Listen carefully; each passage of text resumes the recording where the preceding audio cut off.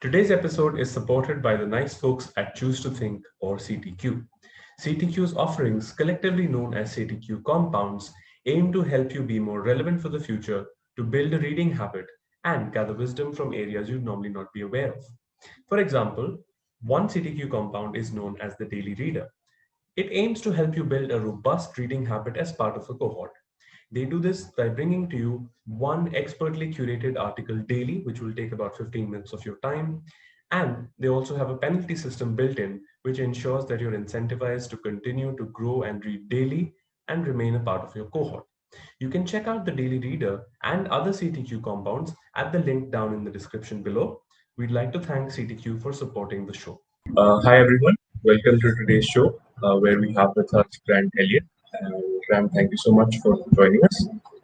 Uh, we all, of course, would be aware of his exploits in the starring role that he played in the 2015 World Cup semi-final against South Africa and taking his country, New Zealand, to its first ever World Cup final. And being a cricket crazy nation, we'll always be aware of these sort of exploits, especially even if it's not to do with our country, because we are the biggest cricket fans in the world. And we like to explore some of that in the interview as well.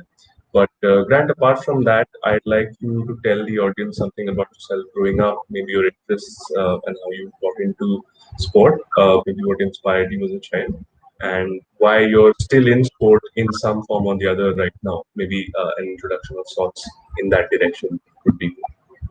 Yeah, no, thanks for inviting me on the show. I think the way that you grow up, I think that's where you learn a lot of your values in life and a lot of the character that you take through to business and life after school. I think those formative years where you're with your parents, you're with your family, or the people that are bringing you up. You learn everything from them. And I was brought up in South Africa. I was taught by my parents to treat everyone the way you want to be treated. And found a love of sport through my brother. So we just played, I guess, backyard cricket, just like everyone sort of starts off playing. I was actually an aspiring leg spin bowler, but because my brother used to pump me out of the garden all the time, I changed to medium sort of fast bowling. Cricket, grew up through school. I was very lucky. The school that I went to was a cricketing school. So grew up, went through all the age groups playing sport, and was fortunate enough to become professional at the age of 16. So kind of my stars were already, or my story was already written, I guess, for me. It was difficult to try and think of anything else past being a professional cricketer at that stage.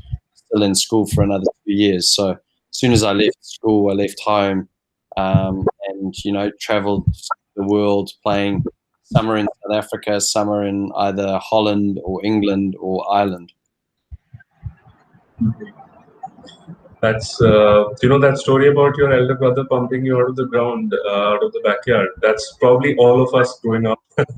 If you have an elder brother, same with me. Same with me. I used to play with my cousins and used to get pumped out of the ground again and again.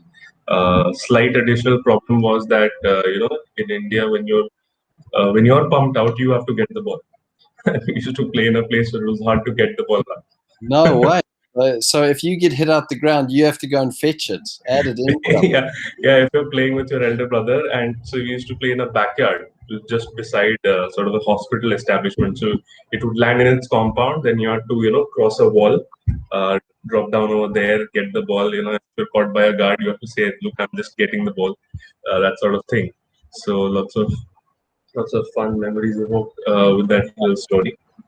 Um, but thanks for the intro. And what have you been up to these days in sport? Because as you mentioned, you're involved with the company. What's that all about? Yeah, so currently commentating. So I commentate the international games here in New Zealand for Spark Sport. And then I'm on the board of Wellington Cricket as well, which is my local sort of major association. I've been on the board there for almost a year and a half now. And then my company is called, well, not my company. I work for a company called My Action Sport. And My Action Sport mixes the digital side of cricket with the streaming side of cricket. So we've got the ability to broadcast at a minuscule price, high quality streaming, or just grassroots streaming. So just a little unit that we've got links to the scoring system and creates overlays. And then we've also gone to multi-sport, so it gives people the ability to stream their sports and collect highlights on those magical moments that we all have in the sports field. Mm-hmm. So this adventure that you have, it's currently catering to a number of sports, as you said. What is the most popular sport apart from cricket? Well, I was going to say, obviously, cricket. There's a couple. I'd say hockey is up there. Rugby, football, and rugby league as well. This is mostly based in New Zealand, or is it like international? Yeah, so we do have a number of cameras all over the world. We've got a few in India. We mainly do county cricket. So county cricket would be our sort of big broadcast side of things. We've got cameras in Belgium, in India, in Vanuatu, in Finland, and then in Australia. But our main market at this stage is probably New Zealand, Australia, and India. Right, right. Since you're, a cricketer, basically, I'd like you, and then now you're in the business of sport, so to speak. I'd like you to, tell me how you think of the expansion of cricket. Because I personally, as a management student, I see cricket's uh, marketing as a bit of a failure in terms of the spread of the sport to a number of countries. Uh, Given the fact that it's been around for so long, and it's such a common sport in the countries where it is played, the fact that it hasn't expanded to the number of countries that, say, for example, football has. I see it as maybe a sort of something that could be improved upon. And I'd like you to tell me how you see its chances in, say, the US or China, if there is a future there, or how you see it evolving in the near future. Yeah, well, I mean, I guess you look at the US, the ICC are going to be putting a lot of money into the US. However, I think like there's one pivotal difference between the likes of football, as you mentioned, and cricket. Football is an Olympic sport. So if cricket can become an Olympic sport, there's no reason why T20 or T10 could even become Olympic. I think that then suddenly it opens it up to other countries, and then there's even more interest in the sport. So I think that the future of the sport relies on, I think, that happening for it to spread globally. Otherwise, I think that I fear that it'll go into almost a club scenario. So it'll be like Manchester United versus Los Angeles Galaxy, and we'll lose that international flavor to cricket. We don't see as much anymore players that want to put their country ahead of their football club. And I sort of feel with IPL that maybe that's the way cricket's going, is that you have more franchise cricket being played rather than internationals, which I think will be a shame. I think that patriotic side of cricket, I think, is important. So the ICC have a huge part to play. They have given India a IPL window, and there's no reason why they can't give other countries a window, I guess, for their T20 tournament. But I still think international cricket needs to take precedence over franchise cricket. Mm-hmm. But don't you think, Grant, that the rise of football as a global sport, along with the viewership that it gets, was mainly because of the fact that these clubs became so popular? I mean, even Pele, of course, he's not for Brazil, but I think when he went to that the team called Cosmos, that's when he gained the sort of media attention that sent him almost to demigod status. And similarly in football, it's mostly, of course, people remember what you do at the World Cup, but your career is about what you do in your clubs. So that helped them grow in a way. And you're saying that perhaps that's not the way for cricket to grow. Do you think cricket can achieve the same scale just being focused on international between countries sort of cricket? Well, if you're talking about IPL, IPL is obviously broadcast globally. But if you're talking about, the Wellington Firebirds, I can play for the Wellington Firebirds for a decade, which I did, but no one knew what I did for the Wellington Firebirds. So, it depends where you are. IPL's one tournament, I think, where it dominates the market in terms of franchise cricket. I'd argue that PSL has some impacts as well. It's a really good product out of Pakistan. However, none of them are obviously allowed to play in IPL. So yeah, I do think it's a reach. It's a different sport though as well. That's why I think T10, T20.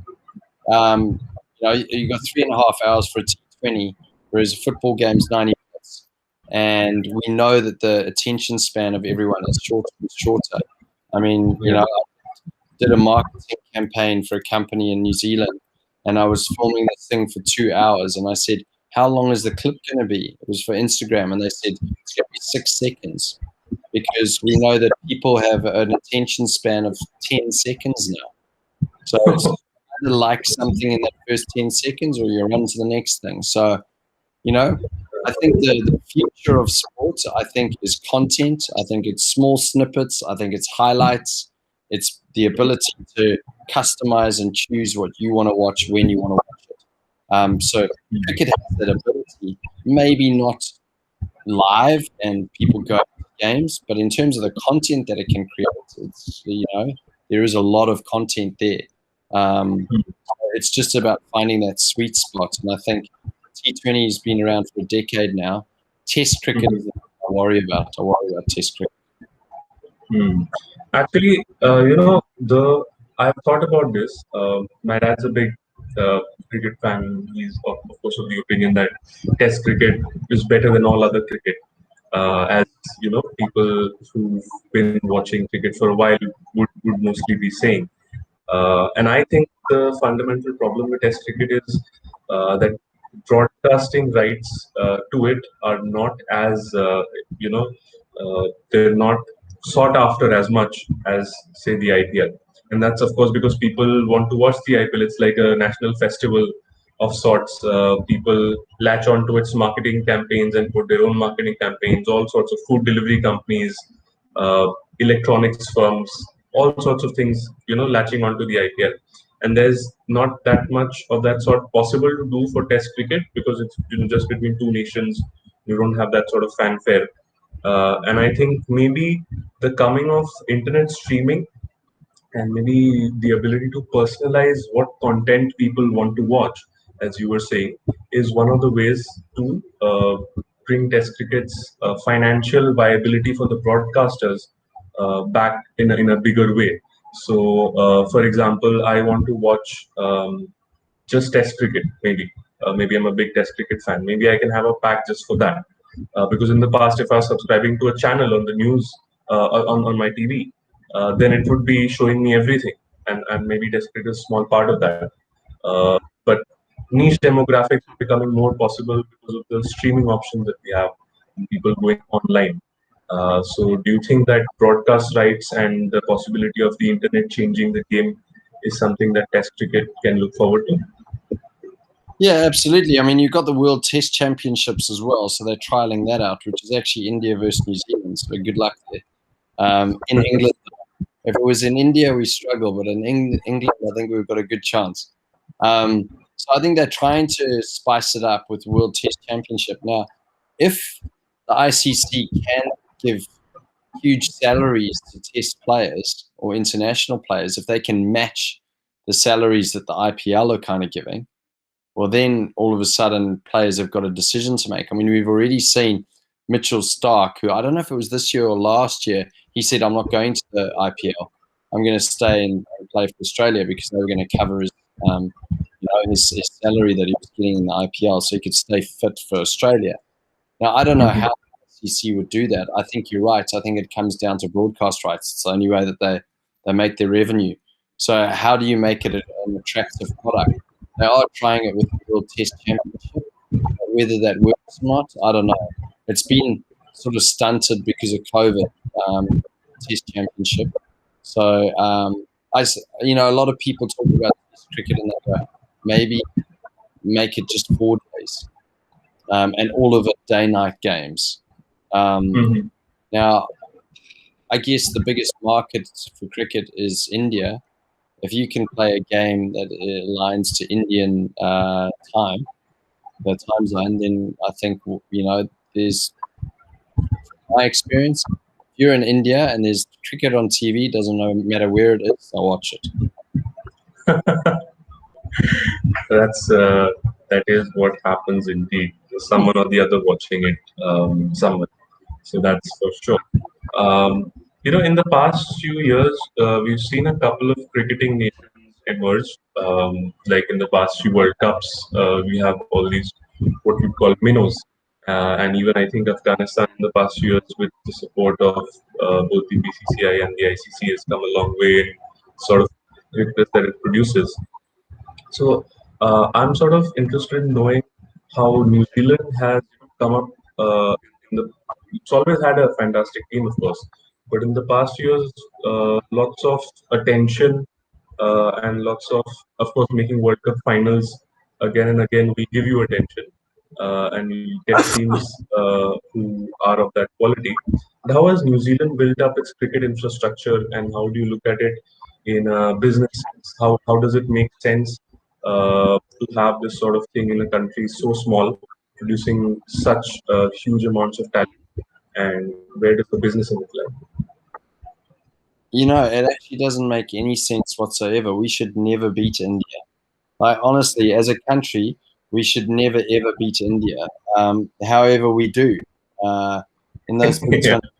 I mean, when you look at the population that India has, there's absolutely no reason why New Zealand should beat India. But I think I put it down to, we call it the New Zealand 8-wire mentality, which is, sort of finding solutions and, making do with what you've got and trying to be innovative and creative in the way that you go about your training. So it's not just, looking for those resources. And, I've been to India. You can have someone bowl to you for 6 hours if you want. You'll have net bowlers there. We don't have that in New Zealand. So you have to find innovative ways to train. Now, I do think that maybe we find the best of the best and we give them everything, so that they can, perform on the world stage. But essentially, it comes down to facilities and environment. And I think that maybe when we find the best of the best, we give them a really good, fertile environment to learn and cultivate those skills. And I think it's at the expense of the rest, of the fans and grassroots, which is unfortunate because, if you're a kid and you play in the under 14 D team, you don't get the same treatment as an A team.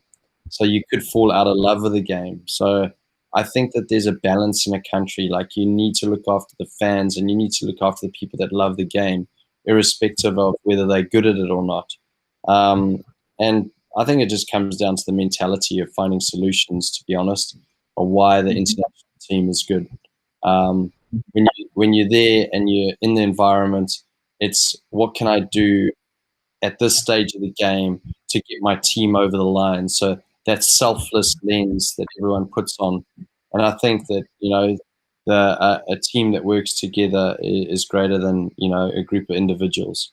So the teamwork mixed with that mentality of looking for solutions, I think, is the recipe for New Zealand's success.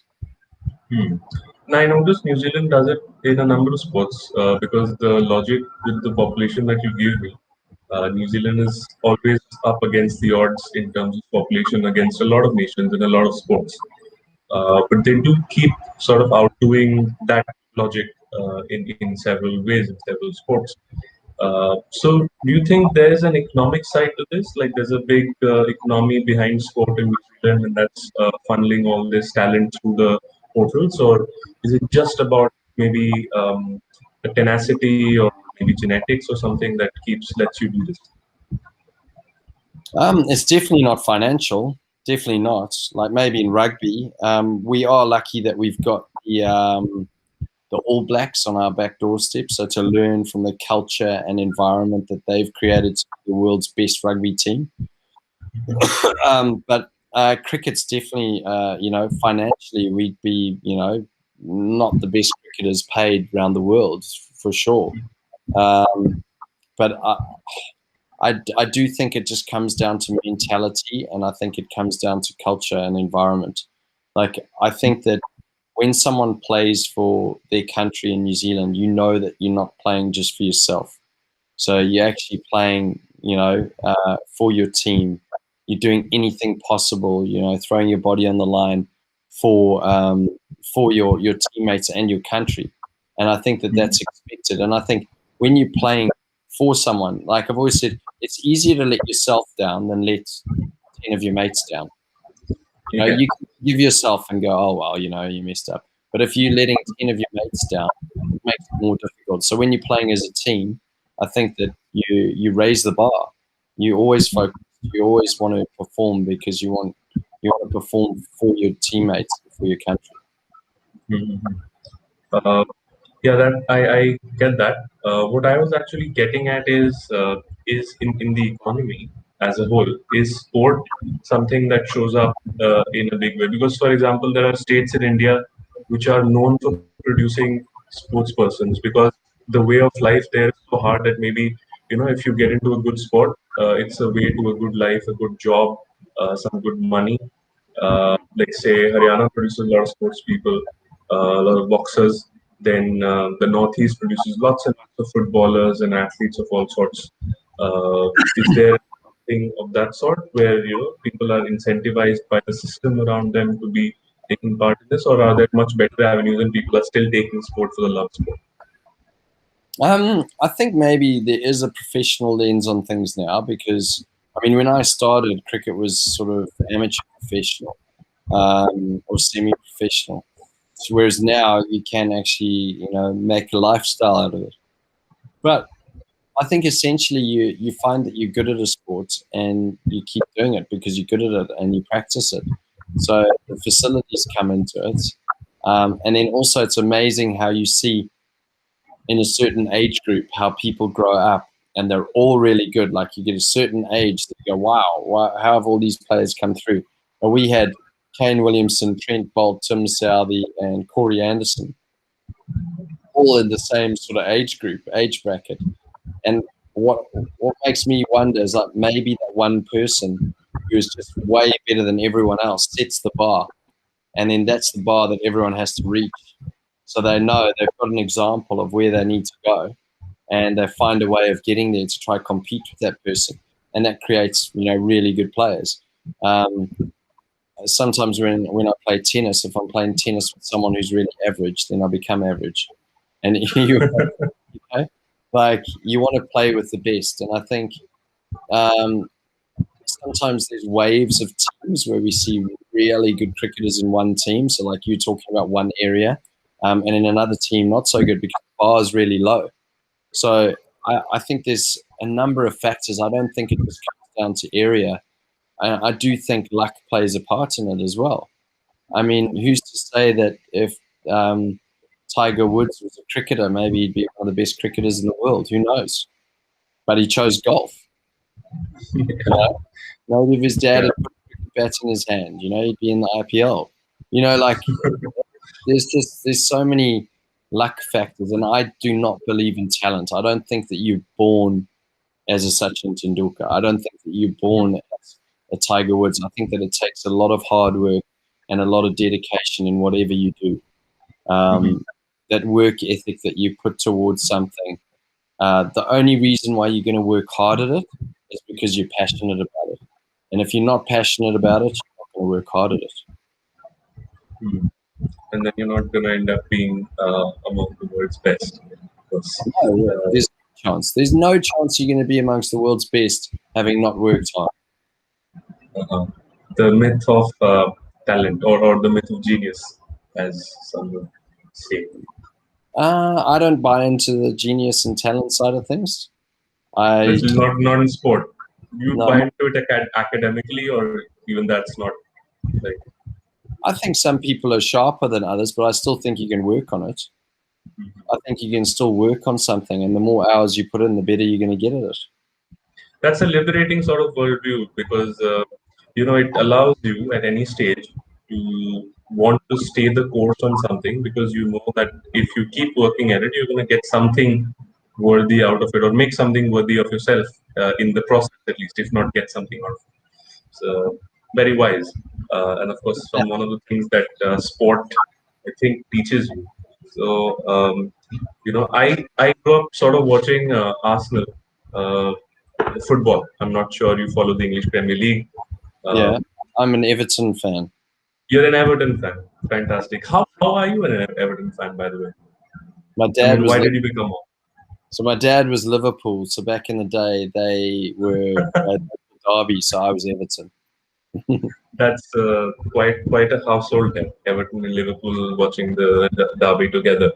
Yeah, Um, but yeah, so I was, as I said, I've been an Arsenal fan for about 15, 16 years now.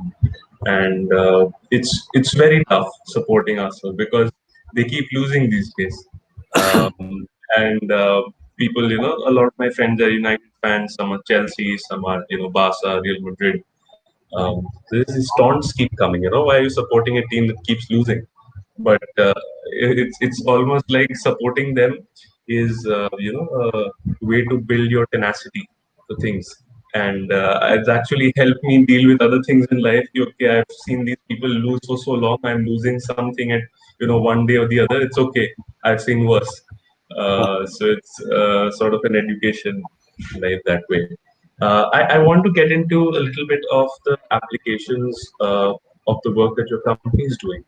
So sounds very interesting, the sort of service that you provide, the ability to capture highlights at a scale which is affordable for forms of sport which may not be as well funded as others, and also the ability to sort of make it look a little premium with overlays and that sort of stuff. So who exactly do you see buying these things, and what use do they make of it? If you could tell me that. yeah. So I mean, essentially, it's clubs, schools, any sporting code that want to either live stream the sport. And what we find is that with live streams, is that there's an emotional connection to the people watching the live stream. So it might be Mhm. grandparents from overseas, it might be family from overseas, it might be your dad who works a lot and can't be there, so he'll log on and he'll watch the live stream.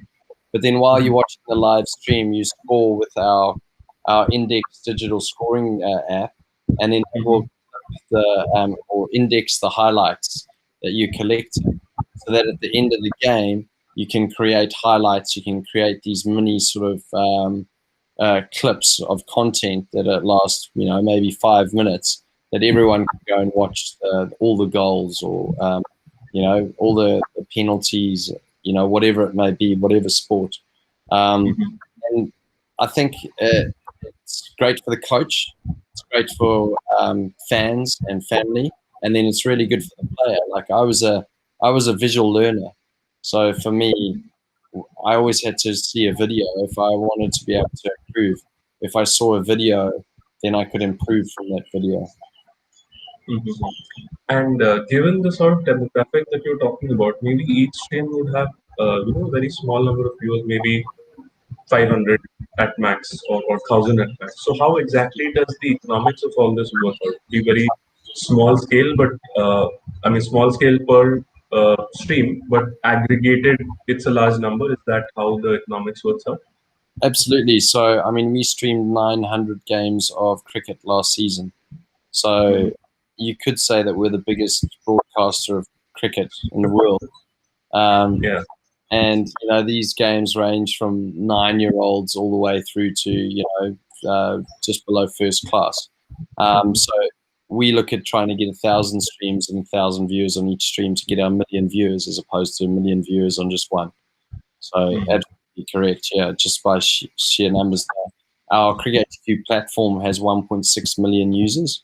So it's about trying to get those users to, segue into other things and potentially maybe introduce them to different sports, but ideally through cricket. So cricket's our number one product, and then out about building that platform out to a load of different sports. And I mean, utopia would be, I log into my son's profile or my profile, and there I've got soccer, cricket, baseball, swimming, whatever sports I play, I've got all the highlights that I've had from my sporting career. And we've all had those magical moments, you know, in the sports field. It would be great, like, it would be great to keep them forever.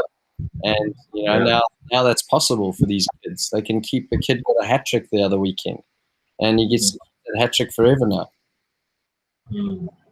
Yeah. You know, I always, so last day of school, we used to play football in every day in the afternoon, the lunch break. Last day of school, I scored 2 bangers. And I had really, this thing was around then, I had probably paid for it to record that last game. But how do you see this growing in terms of other sports? So, for example, the sports that you do cover, how do you choose the next one to pick? Is it about geography? Is it about followers? Is it about monetization? How do you go about picking the sports that you want to include in this list? I don't think it really matters which sports. I mean, there's so many.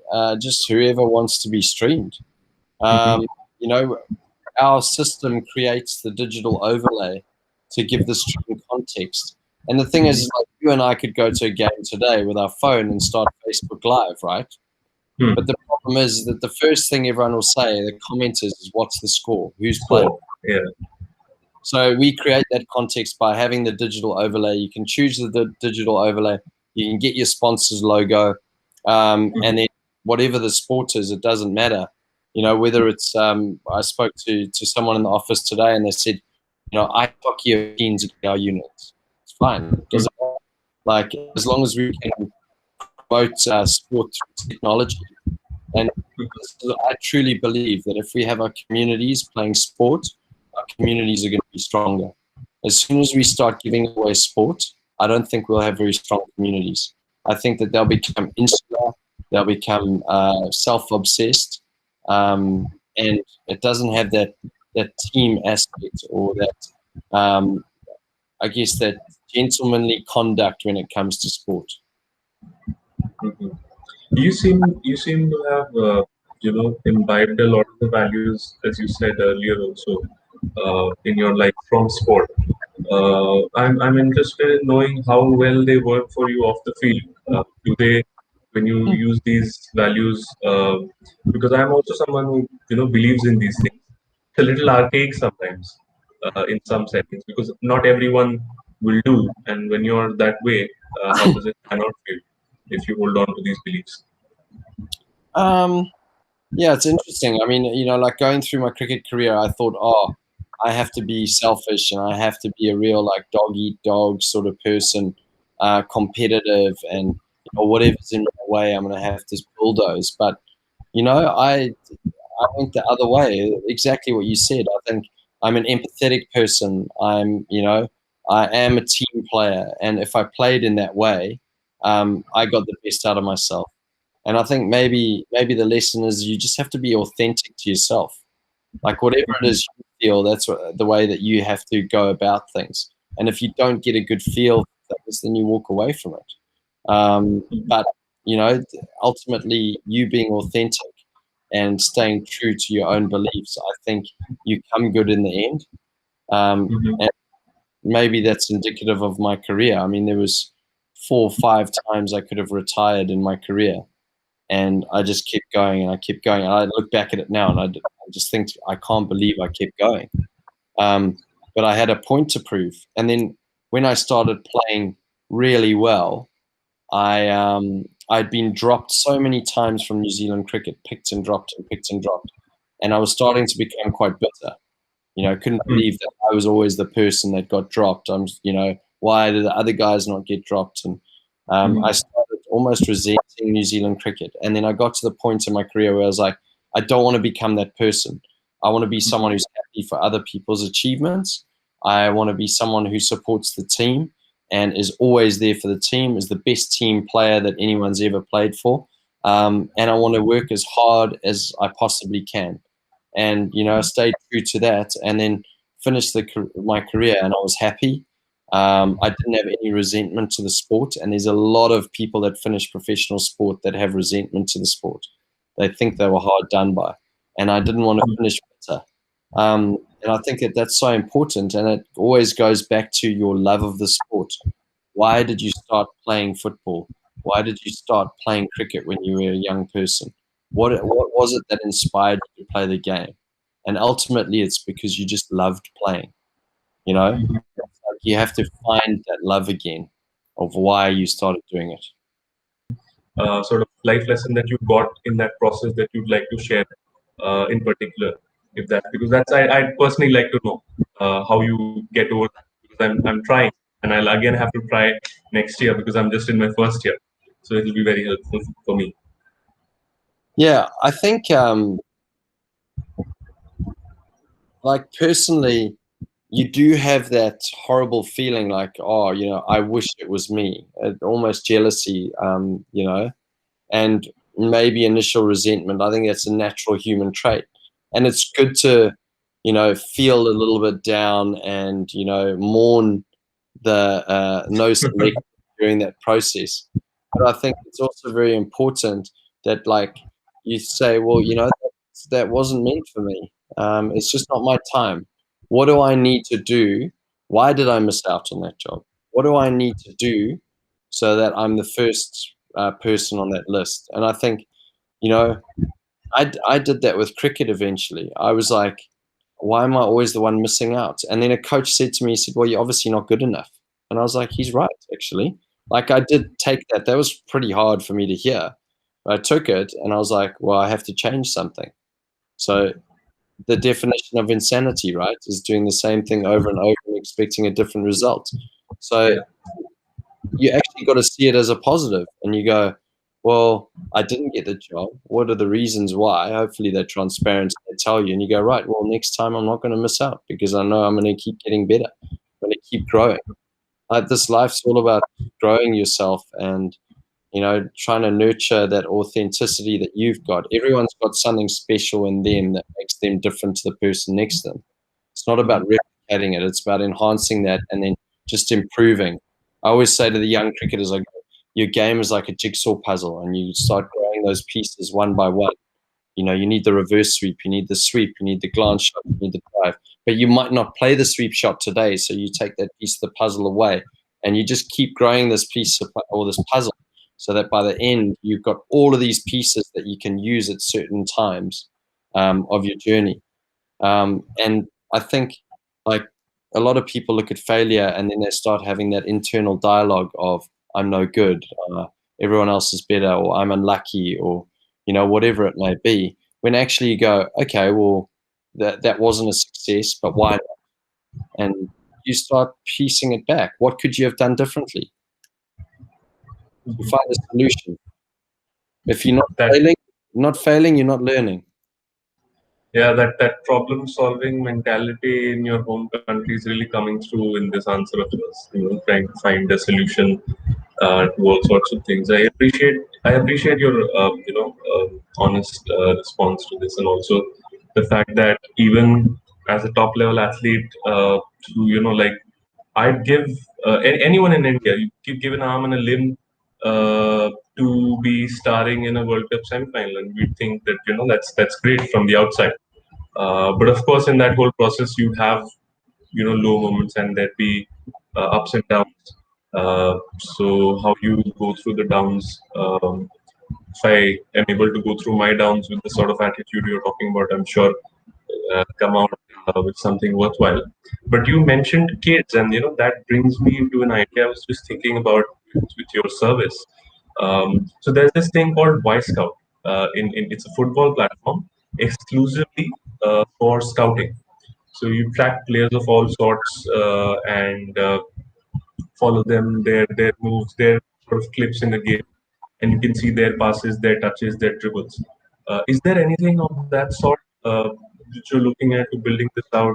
Like, there's one end of the business which is spectators and people who want to stream things, and I think this would be a completely different sort of people who might want to pay for something like this, scouting possibilities. Is that something you're looking at in the future?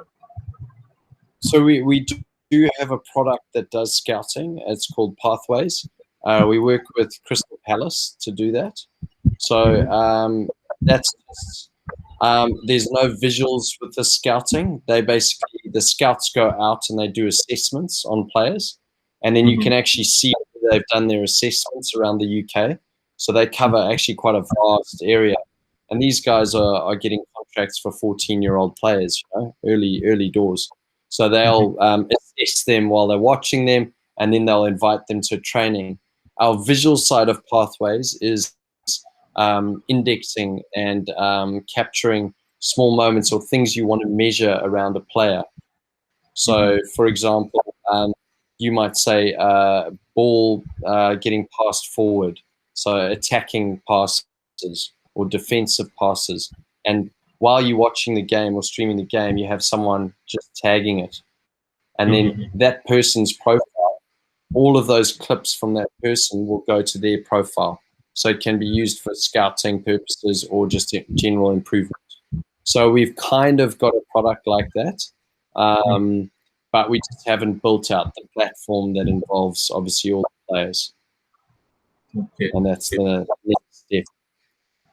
Right, because that would be very interesting. I mean, because I was thinking about how to add from a sort of MBA mindset. How do you add the ability to monetize the content? So one way is, of course, to add people who are interested otherwise in the same content. That would be scouts, and that would bring in a lot of stuff. Uh, I think this would be one of my. I know you probably have already given me a lot of time. I'll just take a few more minutes of yours. I'd like to know what you think of, maybe around when you're, say, 70 and you look back in your life, what would you think of as sports connection to it and what it has made of you?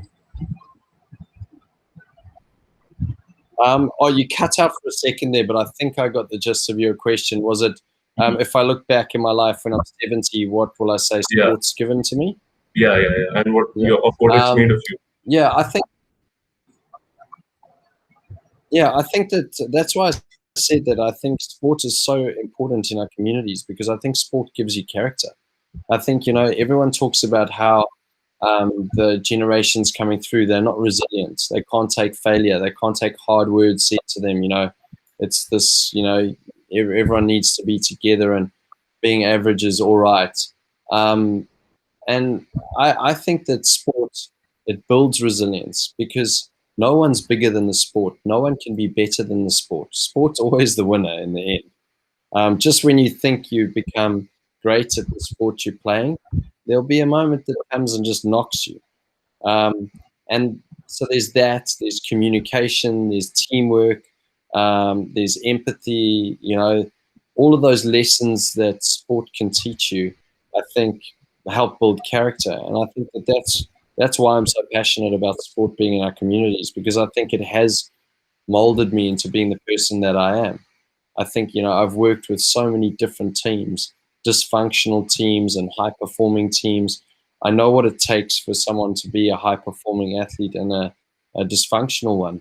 And, you can see it just by the way someone goes about their work. And it's about sports. If you've got a great environment, and there are toxic environments, but if you've got a good environment, all of those people will take those lessons that they've learned and they'll take them into any life and business that they do, whether it's bringing up a family or whether it's owning a business or being a work colleague to a business. Then, that important characteristics, I think, that sport teaches us will help build communities.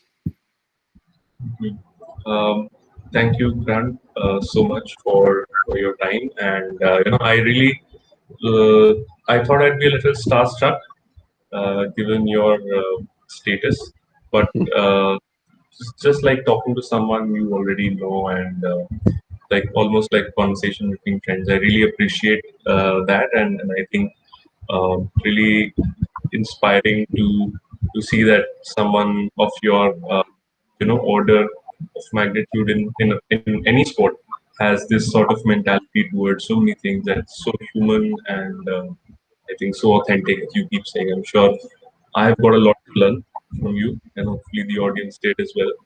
And hopefully it was interesting as you for you as well. No, thanks so much, Sohum. I mean, there's no such thing as stars in New Zealand. We're lucky we don't have any celebrities here. So that's a good side. But I really enjoyed this interview. Humbled that you've asked me onto the show, and good luck with your MBA. I'm sure you'll be an absolute hit.